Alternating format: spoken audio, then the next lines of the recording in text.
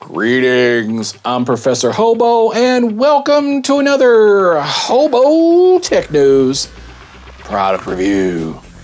Today we're going to check out the Power Queen 190 amp hour lithium iron phosphate drop-in replacement battery.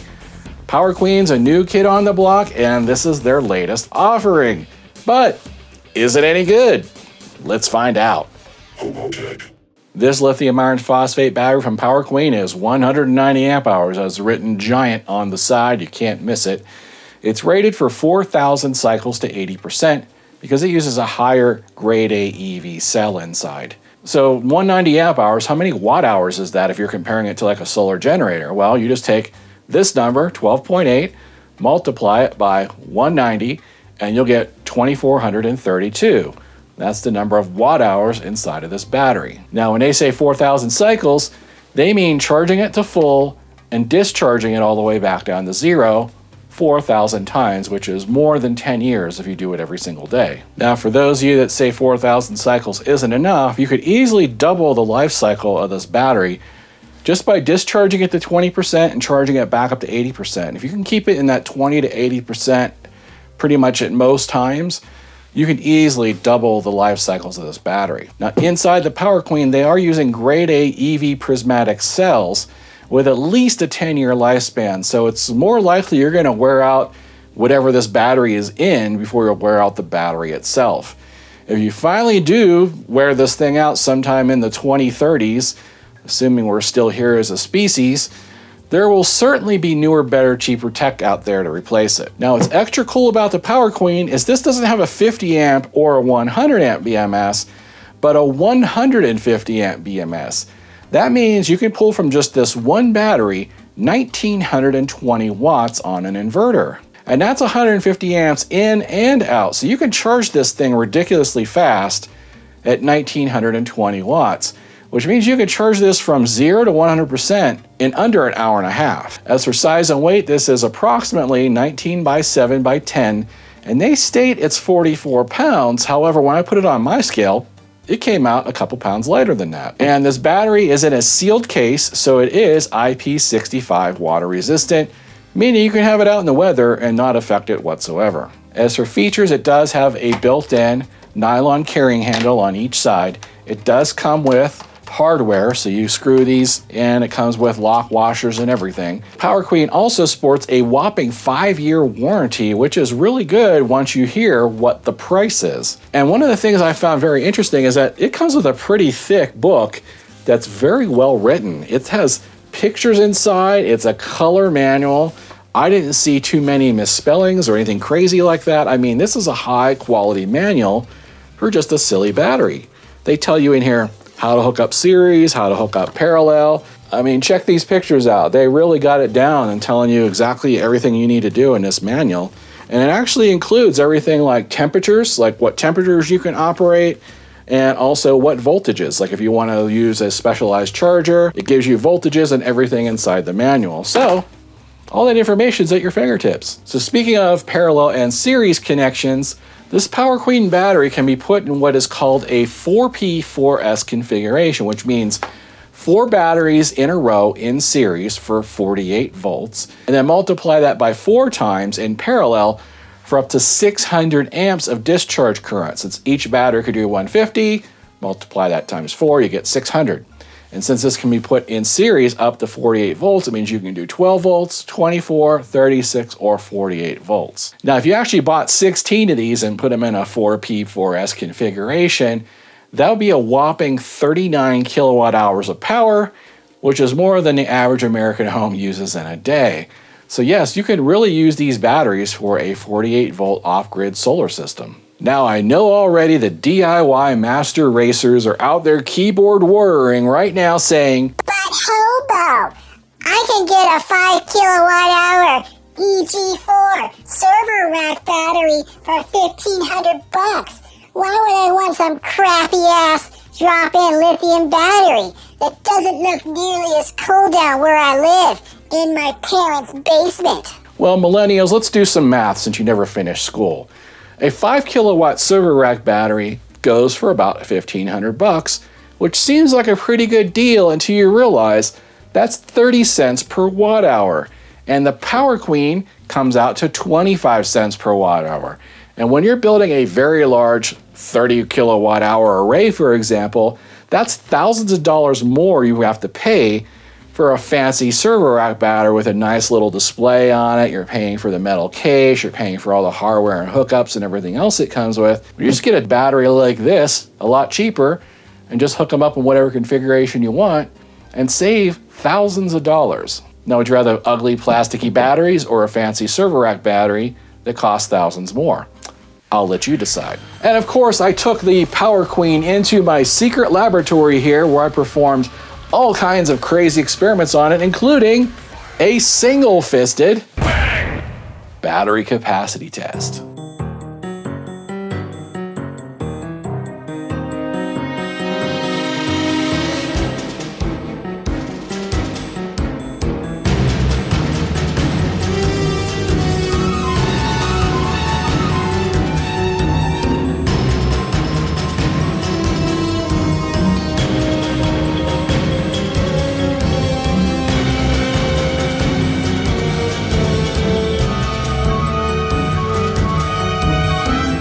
As you can see from the results of the battery capacity test, the Power Queen actually scored 197 amp hours, even though it's only a 190 amp hour battery. Now, this is somewhat common with prismatic grade A EV cells. They're usually rated slightly lower than what they actually are, so when you put 8 of them in a row like you do in here, you get a little bit more capacity than expected. Now let's test the charge and discharge rate of this battery. Now, if all this looks like something that is from some kind of mad scientist laboratory, what can I say? Sometimes I outdo myself. This isn't some crazy experiment. This is actually what I have to set up to get the Power Queen battery to charge above 100 amps. Now, you guys have seen this Sun Gold Power inverter charger before. It has a charge limit of 90 amps. The battery can take 150. Now, I don't have anything that could put that kind of power into this battery, but I can at least prove to you that it does at least 100 amps. So we got the inverter charger here that does 90 amps. Over here, I have a 20 amp RENOGY. So this will do 20 amps and that'll do 90. So that means we have 110 amps worth of charging. So all I'm doing is I'm faking solar. I have my variable voltage power supply feeding into the solar input on this solar controller. That allows me to put whatever voltage and amps I want into the controller, and the controller will feed it to the battery. Now, how do we know we're going to get 110 amps? Well, I'm using a Victron shunt. In fact, specifically, this one. This is actually the one that I have for my house. I haven't finished my solar build yet for the house. I know it's been a year in the making. I got this for the house. It's the BMS 712 Smart Shunt. You've seen these on many other channels. This is the top of the line. Like, if you really want something that's Bluetooth, that's very accurate, very easy to set up, lots of features. I mean, this thing has a crazy app. It's amazing. Or you can spend 20 bucks and get some cheap Chinese junk like the other one I have I just put away. It would only do 100 amps. This will do 500. This will also let me know the state of the charge of the battery, how full or how discharged it is, and I don't have it calibrated for that. But that's what this is for. In case you already don't know, you can't judge how charged a lithium battery is by the voltage it puts out. Everybody does this with lead acid. They go, oh, I'm at 12.6, or oh, I'm at 12.1, and they know, oh yeah, that's 80%, or that's 50% just by the voltage. You can't do that with lithium.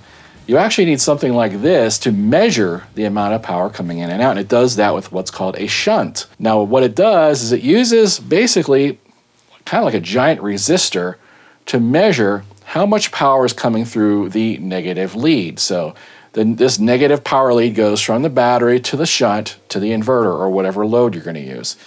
So all chargers and all loads have to be on one side and the batteries on the other, and all this does is just measure the amount of power coming through, and then it displays it on this little meter. It's pretty simple. So let's go ahead and see if we can get over 100 amps of charging into the Power Queen. First things first, let's get the inverter charger turned on.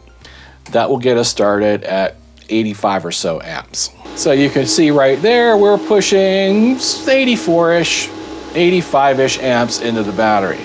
So next what I'm going to do is flip the charger on, and it makes the lights blink. There we go, we got 80 volts. You see the amps starting to climb. So there we have 106 amps. So there you have it. It's at 105 amps, which means it has at least a 100 amp BMS allowed for charging. They do claim 150 amps. So let's go ahead and do a discharge test and see if we can pull at least 150 amps from the BMS. Now I do have an electric heater running on the floor, but it's only pulling 122 amps, which means only one thing. Dun, dun, dun! The solar degenerator. So let's go ahead and kick this on and get this to at least 150 amps. We'll see if we can push it even harder than that. So there we are, 152 amps. Let's go ahead and push a little further until it shuts down. It should safely shut down if we overload it. 170, 190, 200, 220. We're gonna be running out of solar degenerator. 240, 250 amps, 260. 270. This is nuts. 280. That's it. I have no more solar degenerator. We're pulling 288 amps from this battery. I'm wondering when it's going to shut down. Holy cow, 288 amps and it didn't shut down. It makes me wonder. I know there's usually a surge on these BMSs where they'll let you run for a certain number of amps over the stated amount for a certain amount of time. I get kind of hot in here with the heater plus the solar degenerator running. I'm going to go ahead and put my timer on and see. I'm just going to let it run at 288 amps, see what happens. I mean, it should shut down. We're pulling almost 300 amps. Let's just let it ride and see what happens. I mean, the worst case scenario, something's going to burn up. We're on 3 minutes at almost 300 amps out of a 150 amp BMS. I did some temperature checks here. The cables are getting a little steamy. That cable's 170 degrees. Okay, we finally shut down at 3.5 minutes. I can actually smell the heat shrink on my cables getting hot. Jeez. Okay, yeah, so 3.5 minutes at almost 300 amps before the thing finally shut down. I probably gotta let it cool for a while before it'll start back up. Good news, I only had to wait a few minutes for it to cool down enough to go ahead and accept the charge again. So the Power Queen ended up passing all 3 tests with flying colors. Not only did it get more than 190 amps on the capacity test, but it scored well over 100 amps on the charge test and almost 300 amps for 3 minutes on the discharge test. So we know it'll run 150 amps all day long, but if you need a little more than 150 amps, it looks like you can push it for a couple of minutes before the battery itself overheats and shuts down. Now this tells me that everything inside that battery is pretty high quality. So what do I like about the Power Queen 190 amp hour battery? While it does have built-in thermal protection, which we tested out ourselves, we saw it actually shut down once it got too hot, it doesn't have low temperature protection built in. However, you can still discharge a lithium iron phosphate battery down to 14 degrees Fahrenheit, and that's the internal temperature of the cells, not necessarily ambient air temperature. And by using the battery, you actually keep the cells warm, which means you can continue to use it even in some pretty cold weather. It is advised batteries like this should be kept in some kind of insulated area if they're going to be exposed to below freezing conditions. But I can tell you from personal experience, I have battle-born batteries in my van in an uninsulated area exposed to like 15-degree temperatures, and I still had no problem whatsoever using those batteries. Now, of course, I'm not charging at 2 o'clock in the morning when it's the coldest. I'm usually charging late morning, early afternoon when the sun's up and it warms up above freezing. So in most scenarios, not having low temperature cutoff isn't really a big deal. And there's also workarounds for this. You can buy aftermarket things that will prevent the battery from charging if it's below freezing. So what's the primary use case for something like this? This obviously is not an automotive battery. You're not going to drop it into your Hyundai and start it.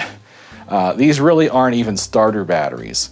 These are called drop-in replacement batteries because they're designed to replace lead-acid batteries in most applications. Now, even though this does have 150 amp BMS in it, which means it possibly could start a small vehicle, they're just not designed as starter batteries. These are designed to be what's called house batteries, which if you know anything about RVs, the house batteries do all the heavy lifting. They're the batteries that are separate from your starter battery that run your lights and your 12-volt appliances like your refrigerator and stuff. And if you have an inverter hooked to one, you can run microwave, other kind of appliances. Now, if you have an off-grid solar array, it would be possible to power your entire house off of just these batteries. Now, you can also use these batteries to supplement runtime for most solar generators by hooking these into the same input as the 12-volt car charger. If you put 4 of these batteries in series for 48 volts, you could bump the voltage high enough to simulate 48 volts of solar panels and then use the solar input on your solar generator. This would be very effective, for example, on a larger BLUETTI or ECOFLOW power station, which can charge pretty fast from higher voltage solar.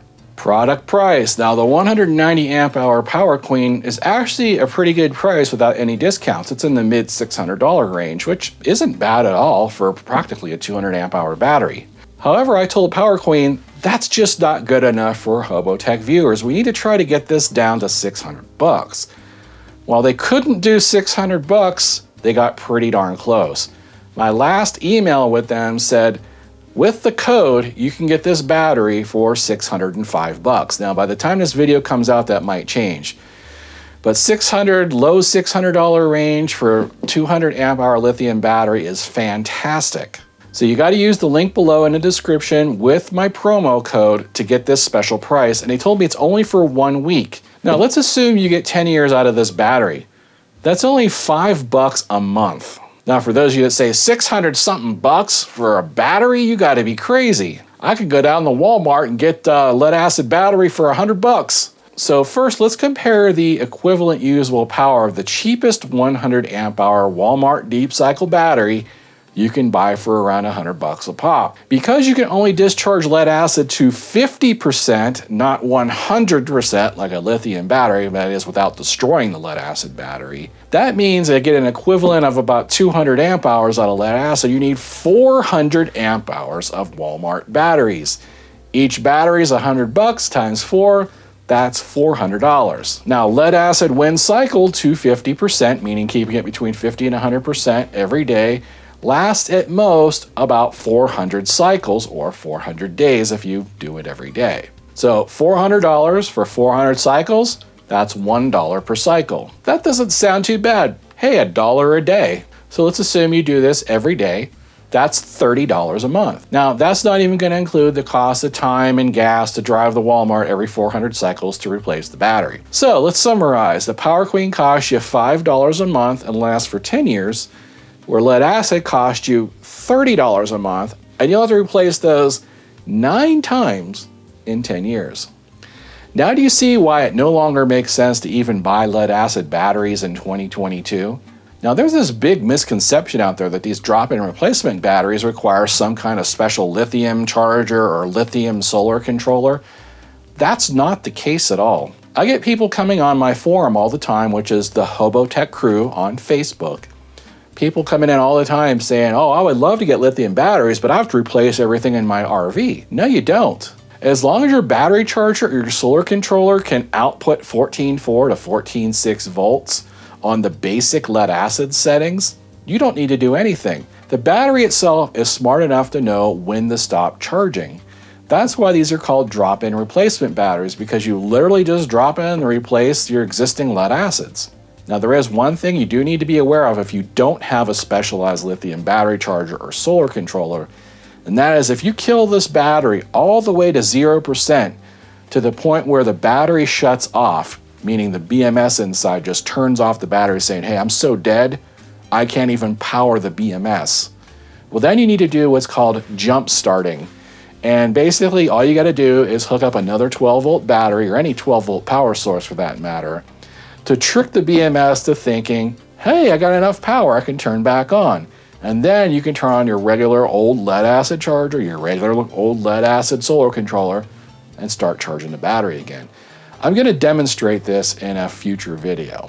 So if you're interested in the Power Queen 190 amp hour battery, the link is below in the description of this video. I'll also put a link at the bottom of the screen with a QR code that you can scan, and it'll take you right over to the Power Queen website. Don't forget to use the promo code below to get a special price for 1 week only after this video airs. Now, Power Queen did tell me, hey, your viewers might want a 100 amp hour battery or a 300 amp hour battery because they have different sizes of these batteries over there on their website. So there's going to be one special code for a major discount on the 190, and then they're giving me a second discount code, which of course I'll put in the description of this video, that's good for the other batteries on their website. So if you're not in the market for a 190, you want something smaller or larger, just go in there and check it out, use the code, and you'll get a couple bucks off. Thanks for watching. If you learned something today, don't forget to give me that thumbs up below. And if you're not a subscriber already, you know what to do. That's it for now. Till next time.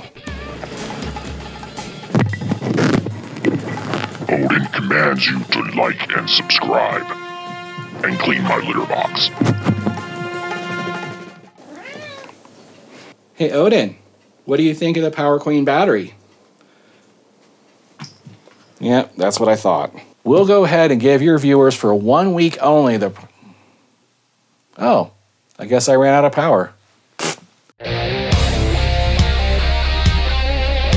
RV Golf Guy, Andrew Von Rupp, Brian Luters, John Jason Soroka, Dr. Steve Eisenberg.